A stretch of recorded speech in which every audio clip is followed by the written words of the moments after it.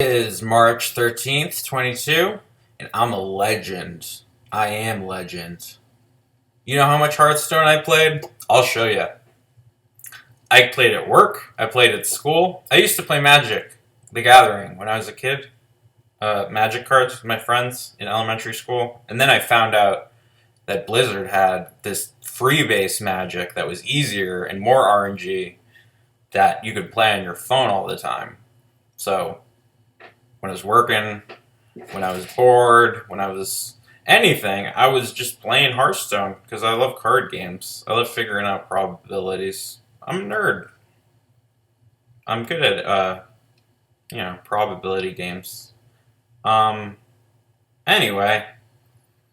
I wasn't a main anything. I 60'd all the classes and built different decks for every class, and I would have a few decks depending on the meta that I was playing. Depending on what I was queuing into at higher level, getting to legend. Once you're like above rank 5, you start queuing into the same decks, so you start countering them. Or you start, if you can't beat them, join them, start playing Pirate Warrior, stuff like that. But anyway, I want to show you the amount of games I've played, which is in here, I think. In Journal? Journal. Profile. Okay, yeah, see? So I have 9,784 wins, which means I have twice as many games as that, which means I have 20,000 games, which is at least 10 minutes. A lot of these games are like closer to 30 because I'm playing a lot of like fatigue decks, mill decks, control decks that take forever. My favorite deck ever was pre-Raza Reno Priest, when they released the Lich King and you could play Raza Priest, but you still had to have a high skill level to be good with Raza Priest. Then it became kind of broken when Raza was added. Just in Shadow Visions, that card was broken. AF. Keep it clean, because this is Hearthstone, right? We don't swear here. We just tell you the top 10 legendaries, baby. Starting with Ysera. Beautiful dragon, Ysera. I wish I was better at my computer so I could show it to you. I tried to QuickTime screen share, but it won't let me install QuickTime. Ysera, she's a great dragon. She gives you a dream card at the end of every time. But some of the dream cards are great. Nightmare, crazy broken dream card. 0 mana, +4/+4, and then kill your minion. So basically just add +4/+4, hit him in the face, win. Dream, 1 mana sap. Sap is broken at 3 mana. This is 1 mana sap. Laughing Sister's the only one that sucks. It's just an overpowered 2 mana minion, but you already have 9 mana, so that's not that helpful. Ysera Awakens is crazy broken. 5 damage to all minions other than Ysera, so complete board clear for 3 mana. Emerald Drake is good too. You get like a 7 mana card for 4 mana, which is a 7/6 dragon, that Emerald Drake. The only one that kind of sucks is Laughing Sister, because by the time you have 9 mana, you don't really care about having a 4 mana card that costs 2 mana. Anyway, Ysera, great card. Win condition in and all of itself if you don't remove it from the board. It's also a neutral, so you could stick it in any class. It's a great card. My second, that's number 10. Number 9, best legendary in Hearthstone, is another dragon, Mali. Oh, I love Malygos. I loved playing Malygos decks. I hit Legend with Malygos Druid, and it was glorious. The way that you did that was basically you got rid of your entire deck until you just double Malygos and then just hit them in the face for 1,000,000 and ignored what they were doing on the board the entire time. One of the more obnoxious decks to play against. I apologize to you. At least I didn't play Big Priest. Anyway, Malygos, spell damage +5.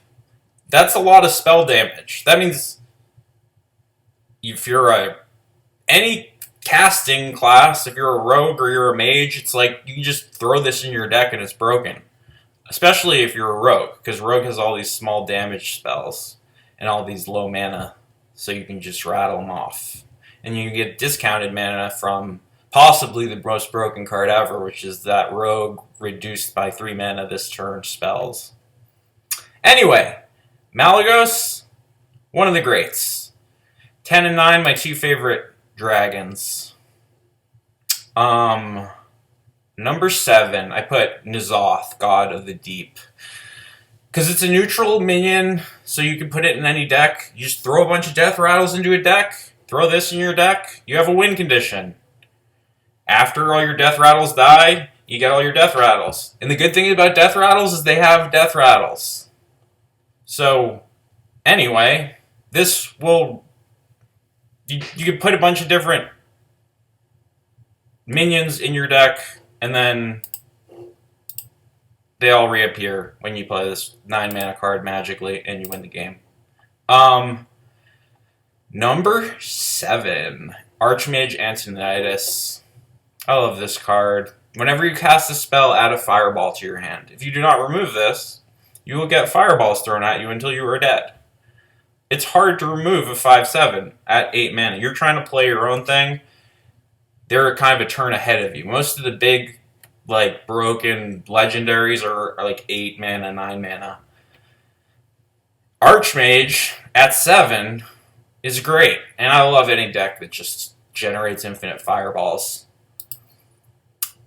Number 6, I put Deathwing. This is not as good a card as so there's 3 dragons. That's probably why I did it.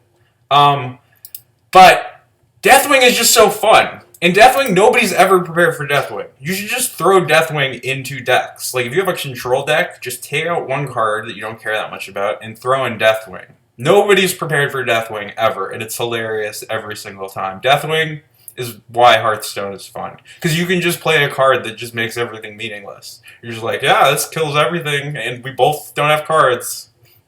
Or I don't have cards, but you probably, at this stage of the game, both don't have cards, because that's how the meta works, usually. Anyway, number 5, Ragnaros the Fire Lord. Now this was the original, like, broken legendary, because it doesn't attack. What it does is it randomly deals 8 damage to an enemy, which is either a minion or the face. So either way, it's great, and either way, something has to attack and kill an 8/8 minion, but the minion never takes damage, because it doesn't actually attack, it just generates a fireball. Rag rules. They're at number 5. Better than Rag? Edwin Van Cleef. This card is so broken if you understand how to play Miracle Rogue. Because your whole deck is just spells and all these low mana things and these mana discount things. Depending on what meta you were playing in, you had Counterfeit Coin, or you had... It got nerfed a bunch of times. Even after it was nerfed, it was still broken. You can get like a 10/10 minion on the board turn 3.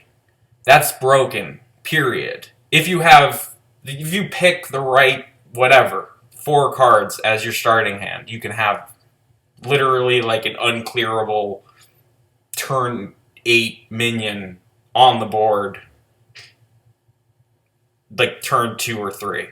And it's frustrating, but it actually takes a lot of skill to play these decks, to create these big Van Cleefs. So I don't dislike it. It's not just stupidly overpowered in the way that the hero cards were, where it was just like, oh, we just want you to spend money on the game to buy legendaries, and then if you have a hunter hero, just fill your deck with 29 cards, and then the hunter hero, or Gul'dan and 29 cards. I can rank the hero cards if you'd like. I'm giving you the 10 best legendaries. Better than Edwin Van Cleef?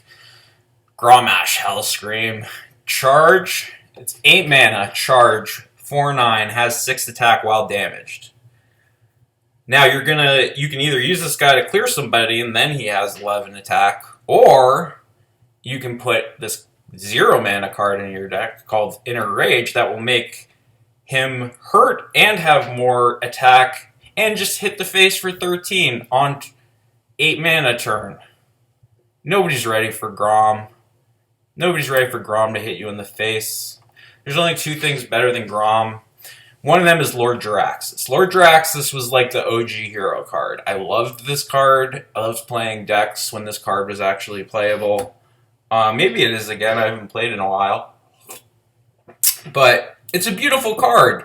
And it did the hero card thing And it was the only thing that did that. Like, it replaced your hero power with a weapon that's in the hero power is now to generate 6/6s.